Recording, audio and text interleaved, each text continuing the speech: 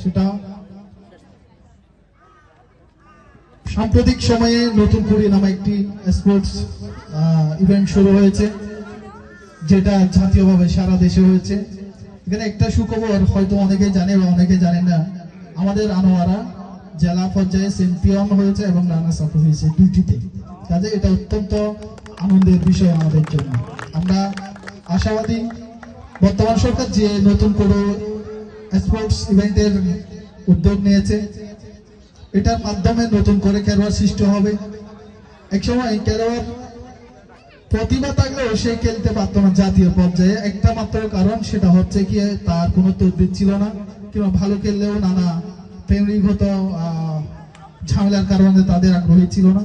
আমরা আশাবাদী নতুন করে স্পোর্টস প্রতি বছর আয়োজন হবে, আর এটার মাধ্যমে তৃণমূল থেকে খেলোয়াড় উঠে আসবে এবং আনোয়ারা আমাদের যেসব খেলোয়াড় আছে তারা জেলা থেকে জাতীয় পর্যায়ে নেতৃত্ব দিবে একদিন।